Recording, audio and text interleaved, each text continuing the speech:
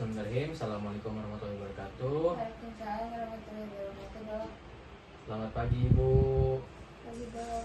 Jadi di sini saya akan menyampaikan hasil diagnosis Ibu ya. Nah, hasil diagnosis setelah ada pemeriksaan fisik tadi, Ibu mengalami ada penyakit Bu, infeksi pada saluran di bagian dalam telinga ya Bu ya. Oleh karena itu saya akan menyediakan beberapa obat Ibu ya untuk Ibu minum. Seperti di sini ada paracetamol yang tablet ya dengan dosis 500 mg. Nah, dan ini ada juga obat tetes telinganya Bu. Nanti saya akan menjelaskan pemakaiannya Bu ya. Jadi yang pertama di sini ada paracetamol Bu. Nah, ini tuh untuk mereda rasa sakit ya Bu ya. Di sini dosisnya 500 mg. Nanti Ibu minum itu 3 kali sehari ya. Dan diminumnya itu setelah habis makan ya. Dan juga nanti di sini saya menjelaskan tentang H2O2 nih yang untuk tetes telinga ini. Nah, nanti Ibu bisa dilakukannya di rumah. Tapi saya akan menjelaskan prosedurnya kayak gimana Bu ya. Jadi di sini Bu perhatikan. Nanti Ibu sebelum meneteskan obatnya itu diharapkan Ibu tuh mencuci tangan terlebih dahulu ya Bu ya. Nah, lalu di sini dibuka Bu. Dibuka. Nah, setelah dibuka, Ibu memposisikan badan apa kalau enggak dibantu sama mungkin adik Ibu atau siapa ya. Nanti Ibu dalam posisi berbaring ya, menghadap kiri. Setelah itu Ibu angkat nih telinganya di bagian ini kartilennya ya. Ditarik ke belakang dan juga ke atas. Nah, setelah itu dimasukkan cairan ininya ya. Dan setelah itu tidak perlu menempel pada bagian dalamnya, tapi teteskan berapa kali, 3 kali lah ya, agar masuk ke dalam gendang telinganya dan ditunggu selama 1 menit Ibu. Jadi seperti itu.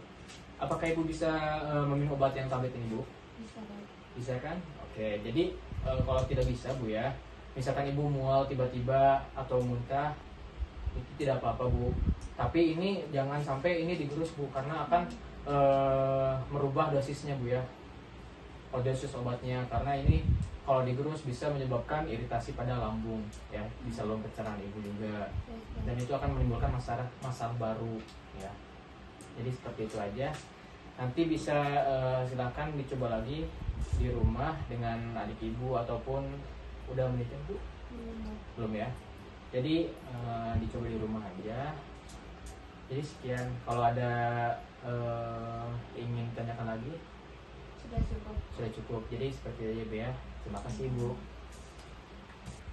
Baik Ibu, setelah diadakan pemeriksaan fisik Ibu ya, Ibu nih ada masalah pada jantung Ibu ya, karena dari gejalanya Ibu sering sakit-sakitan pada bagian dada Ibu ya. Nah, jadi di sini saya akan memberikan obat Bu. Nah, obat ini tuh jenisnya itu sublingual, jadi hanya bisa dipakai atau diminumnya, tapi tidak menggunakan air Bu ya. Hanya ditaruh di bagian bawah lidah. Nah, jadi dari proses obatnya seperti itu. Dia ini tidak perlu dimasukkan bersama dengan air. Jadi hanya ditaruh di bawah lidah aja ya. Nah, nanti ini obatnya juga diminum 3 kali ya, 3 kali sehari. Nah, jadi kalau ada gangguan lainnya, Ibu bisa memeriksakan kembali ya Bu ya. Jadi ini harus dihabiskan satu Bu ya, satu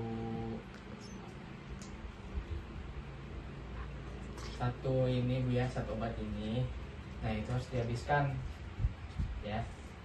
Dan jangan sampai ada yang terlewat Bu obatnya. Harus benar-benar dimakan, karena dapat menimbulkan masalah apabila tidak dihabiskan obatnya. Entah itu resisten obatnya ataupun yang lainnya Bu ya. Nah, jadi ingat Bu ya, sekali lagi ini obatnya itu diminumnya itu hanya ditaruh di bawah lidah, tidak langsung dimasukkan dengan air ya Bu ya. Apa ada yang ingin tanyakan Bu? Sudah cukup. Oke, baik, terima kasih Ibu. Dah. 3. Baik Ibu, setelah pemeriksaan yang tadi dilakukan Ibu ya, anak Ibu itu terkena namanya demam Bu ya, hanya demam dan juga juga ada kejamnya Bu. Nah oleh karena itu di sini saya akan memberikan obat Bu ya. Di sini ada paraset Bu, paraset yang masih berupa serbuk dalamnya Bu ya. Nanti cara pemakaiannya Ibu buka terlebih dahulu tutupnya, lalu berikan air 60 ml ya ke dalamnya. Kalau tidak bisa menakar di sini nanti ada Bu. Biasanya di sini nanti ada ya kayak seperti ini. Itu ada garisnya.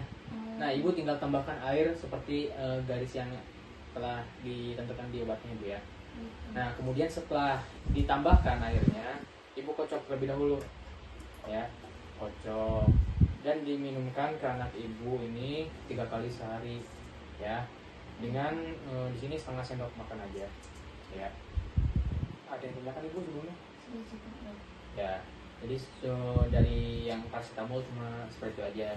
Nah, di sini juga ada ini Bu, obat yang buat menurunkan kejangan anak Ibu. Jadi kalau kejang anak Ibu, jadi langsung pakai ini aja. Nah, saya akan contohkan Bu ya. Jadi boleh anaknya duduk. Nah, jadi usahakan anak Ibu ini ya dalam posisi tengkurap ataupun dengan menghadap kiri Bu ya. Lalu di sini harus kita keluarkan dulu Bu, sampai dia agak teroresi ya, biar tidak mampet lah gitu ya.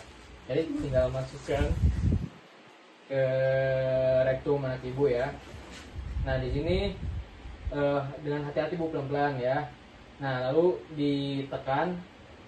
Nah saat ditekan dia langsung ditarik keluar Bu. Nah seperti itu aja Bu ya. Nah jadi setelah ini biarkan Bu selama 20 menit agar dia menyerap di rektumnya itu ya, agar bekerja obatnya. Nah setelah itu jadi diharapkan untuk sebelum pemakaiannya itu harus sudah BAB terlebih dahulu ya. Dan juga setelah pemakaian ini itu diharapkan tidak BAB juga ya. Jadi sebelum dan setelah itu jangan harus BAB terlebih dahulu. Nah, oke, hanya segitu saja dari paracetamol dan juga obat ini Bu ya, yang rektum itu. Ada yang ditanyakan Bu? Sudah cukup dok. Sudah cukup ya. Jadi jangan lupa Ibu ini diminumkan Ibu ya 3 kali sehari, dan juga sebelum pemakaiannya itu harus dikocok terlebih dahulu setiap pemakaiannya, dan tidak lupa untuk mencuci tangan sebelum dan setelah menggunakan obat yang ini biar tentunya. Jadi begitu aja ya. Terima kasih Ibu. Tiga. Oke, baik Ibu, di sini kita saya akan menjelaskan Ibu ya terkait penggunaan obat rektum suppositoria, yang mana ini sama kayak tadi yang obat kejangnya. Nah, hanya ini berbentuk tablet Bu. Nah, tablet contohnya seperti ini. Nanti saya akan kasih obatnya.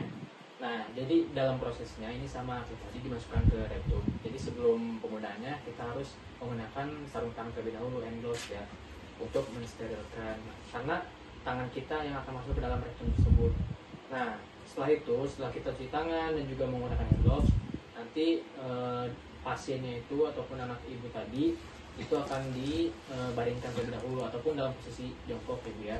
Nah, setelah itu di obat tablet ini itu akan dimasukkan ke dalam rektum menggunakan telunjuk Ibu ataupun jari manis kalau untuk anak kecil ya.